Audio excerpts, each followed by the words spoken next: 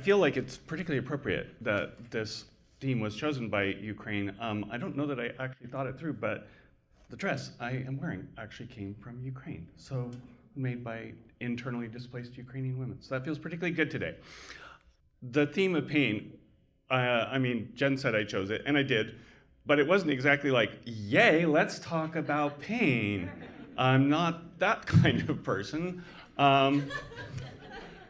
It's a challenging topic, and I'm like, how does that tie into creativity? But as Jen and I explored that together, I realized how much my own journey into pain has shaped my expression of creativity as well.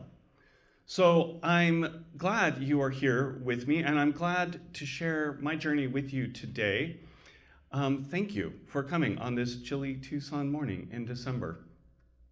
Now, every one of us experiences pain in some form. It's human. It's natural. Every one of us, or at least probably many of us, also try to avoid pain or minimize it or mitigate it as much as we can. I think that's also human. I think our bodies are wired that way, like survival. Let's try to not inflict pain on ourselves.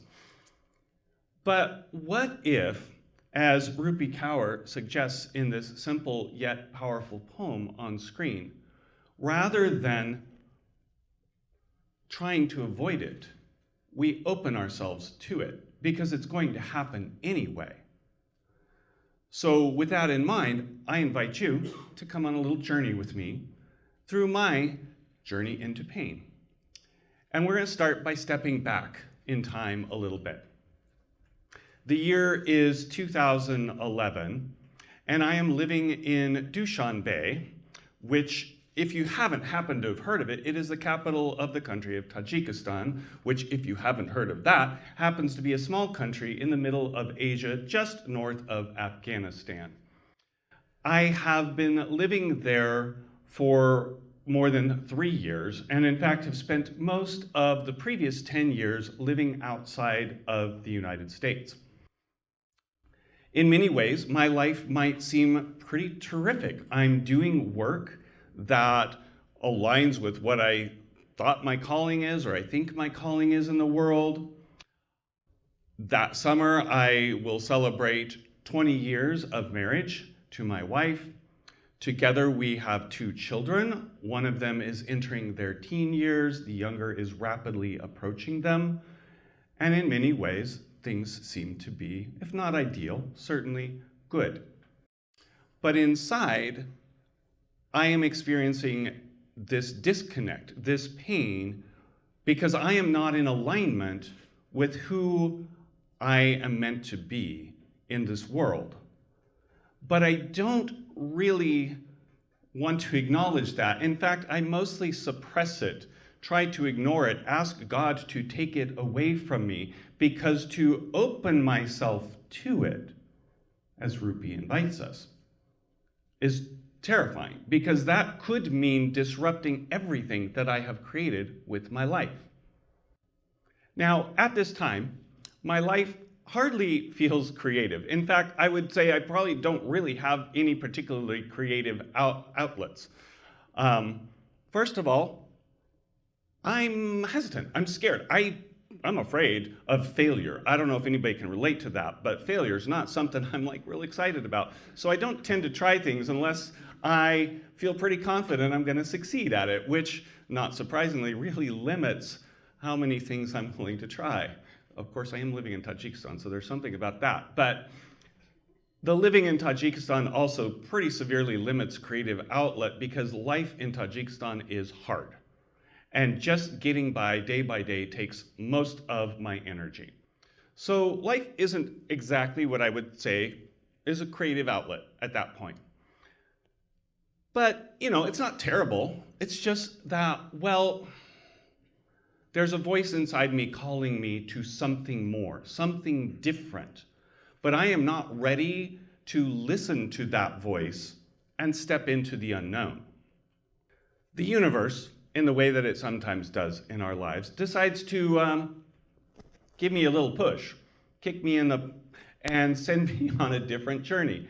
Although I had intended and expected to remain in Tajikistan indefinitely, that summer I suddenly find myself crash landing back in the United States for various reasons, and my carefully constructed life and my sense of who I am crumble overnight. I'm lost. My life is in pieces on the floor around me, and I don't know how to put those pieces back together again. At this point, I could try to rebuild a life along the lines of the one that I have lived for the previous 40 plus years. I know how to do that. I still have my family. I still have my religious faith that has shaped and molded most of my decisions up to this point in my life. I could probably figure a way to put it back together, but I would still be out of alignment with this thing, this pain inside myself that says you're not in alignment with who you really are. So alternatively, I could step into that pain and explore it. But as I mentioned, that's terrifying. Do I dare take that risk? Around that time, I encounter the writings of Brené Brown, whom you may be familiar with, and in particular, this book on screen, Daring Greatly. This book was transformational for me, and if you have not read it, I certainly encourage you to consider doing so. Brené Brown invited me in multiple ways in this book and other writings to consider stepping into this darkness, this pain within me, and seeing what I might find there. Now, initially, as I consider this, I don't dare greatly, to be quite honest. I dare timidly, hesitantly, because daring greatly, that's a big task. And also, I am afraid. I am afraid that if I step into that darkness, into that pain, I am going to lose what remains of my life. As I said, my life has shattered in pieces around me. I'm holding on to a few remnants. If I step into this, I may lose those as well. I am not confident that if I own the woman within me, my wife is going to stay with me and continue this journey of life, as much as I hope she will. I'm even less confident that my social world is going to stay with me because it's mostly centered around my church, and my church pretty conservative. So I'm hesitant, I'm timid. For the next 4 years, I create a double life, living two different worlds. I'm over here exploring this woman within, but secretively, hesitatingly, when I don't think I'm being seen by anyone, because I am not ready for her to be seen by the outside world. And on the other side, I'm recreating a life that's along the lines of the one I've lived in the past 40 years, because, well, you gotta live, you gotta put food on the table, you gotta find your way forward. And I do okay, actually. I find a new job that works, and my oldest child finishes high school, goes off to college. My youngest child enters high school. My wife and I buy a house. On the surface, life is good. What would I have to complain about? But inside, I am in turmoil. I'm in pain because I am totally out of sync with who I am. Now, by late 2015, I have a pretty good clarity. This person, the woman within me, is really who I am, who I need to be in this world. But I still have not been willing to share that with a single soul in the world because I am so afraid of rejection if I embrace that. If I open it up, nobody's going to like me. Nobody's going to accept me. Until one night, after ballet class, which is an activity I had started in that interim 4 years, I'm I'm in a text conversation with one of my classmates. And the conversation leads to a point where I am confronted with an opportunity to own who I am to her, first person ever, or to deny it and just decide I'm going to just go back to suppressing that and pretend that doesn't exist, and I'm going to stick with the old life. It's a fork in the road. Which fork do I take? Well, you can see me standing here on stage, so you probably can, reach a decision on that pretty easily. I did. I took the risk. And I stepped into my darkness, my pain, to find out what would be. But I did not know at that moment what's going to be on the other side. As much as I appreciate Brené Brown's words here, when you step into the darkness, you don't always know that there's going to be light on the other side. But I found acceptance from that classmate, which was, as I said, not what I'd expected. And I thought, if one person accepts me, maybe there are others who will accept me. Maybe I will not spend the rest of my life utterly alone. And that may sound like a hyperbole, but I really, deep in my heart, was very afraid that that's what I'm going to end up with.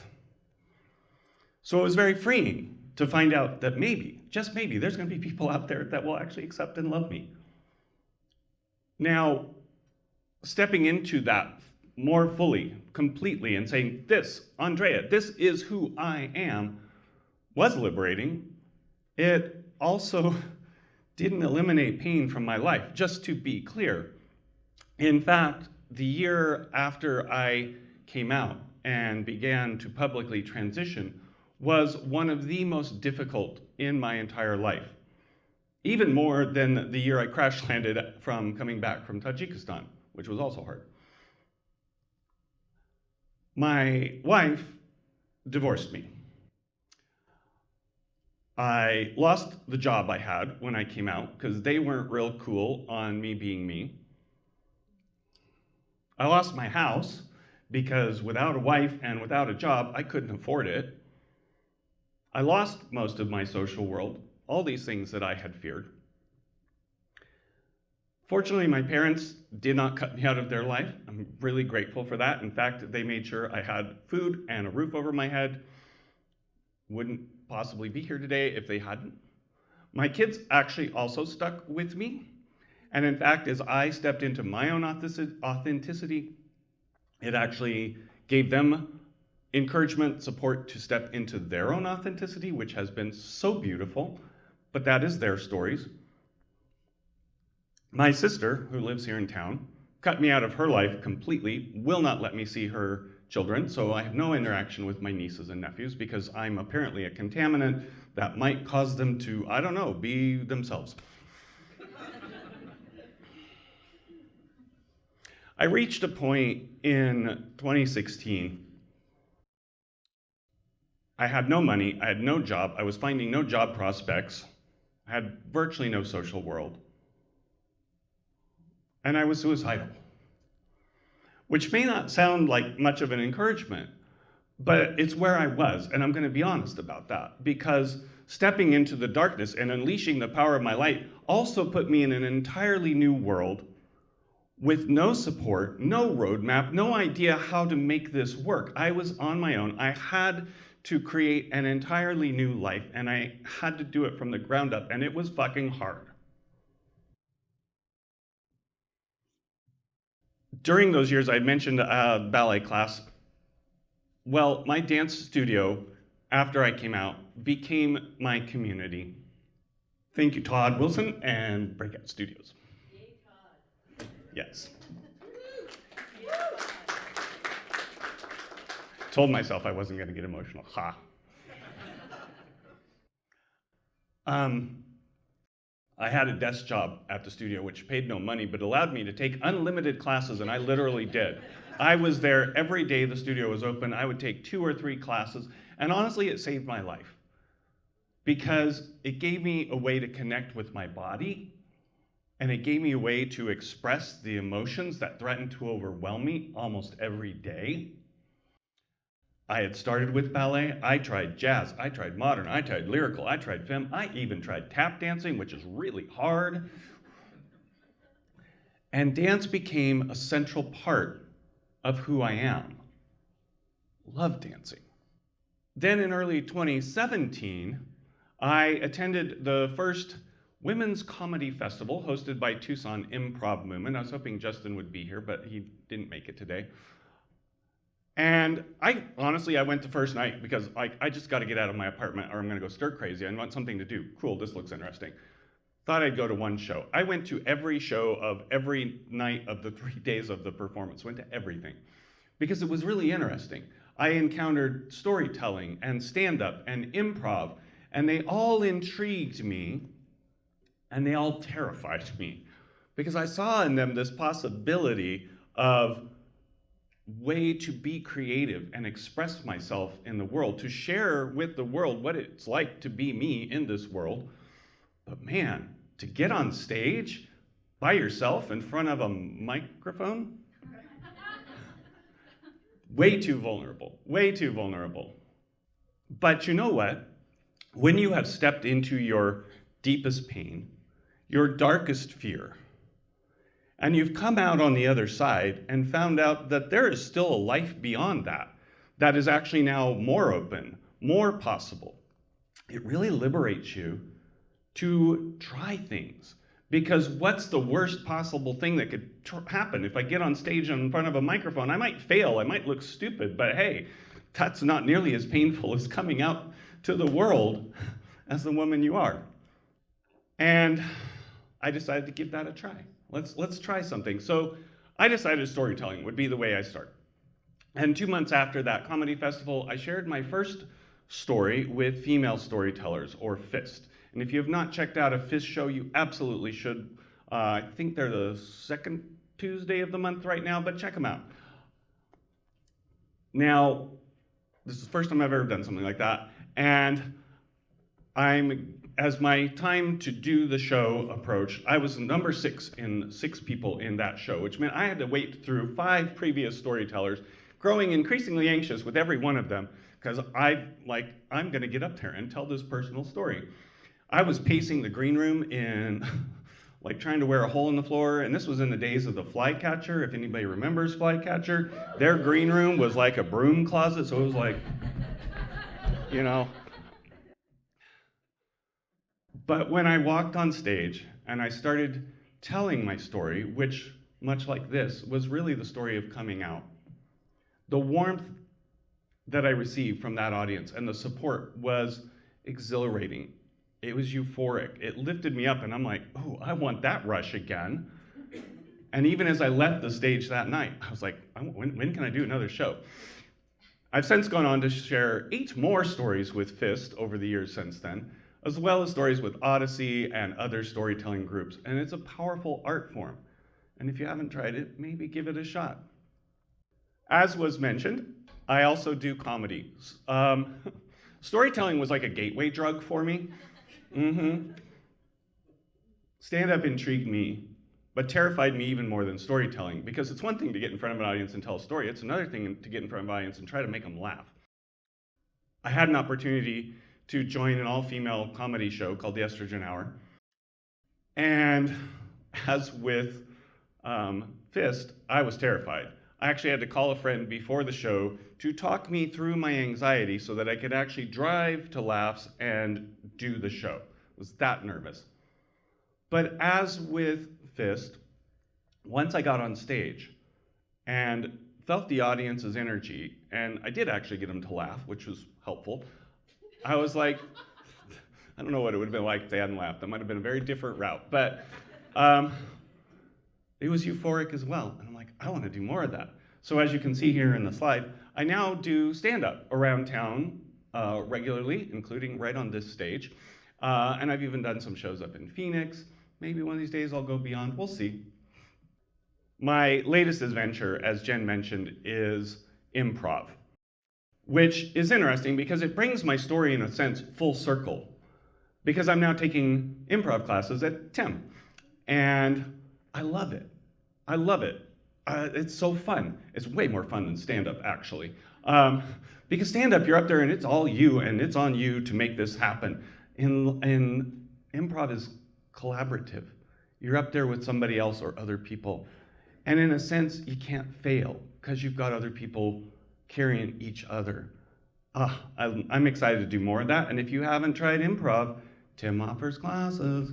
And I don't even work for him, so I'm not getting anything out of that, except maybe you'll find some outlet that you didn't know you would want. But my story wouldn't be complete if I don't mention the creative activity that brings me the greatest joy. And Jen mentioned it in the intro.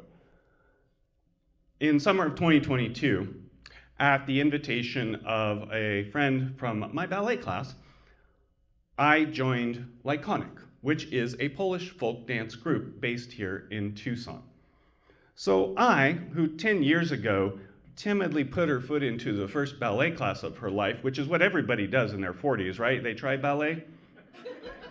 You should do it. You might be surprised. Here I am now performing with Lajkonik around the country, and this summer we even performed at an international festival in Poland. So cool. Now, being part of a performing dance company, which is something I'd never done, is exhilarating. It is exhausting. We rehearse a hell of a lot, which is good for the health, I guess. But it's super rewarding. And it's something I never would have considered doing in my old life if I hadn't stepped into that pain. And that's really the point I want to make today. None of these things would have happened if I had not, I'll say it, if I had not had the courage to explore my pain and explore my darkness and see what lie on the other side of it. I could have probably made a life continue to work in my old form, but I wouldn't have been whole. I wouldn't have been living authentically. I wouldn't have been in touch with really who I am. And I wouldn't have met the really amazing, the amazing friends who fill my life. And I wouldn't be doing all these things that are so cool.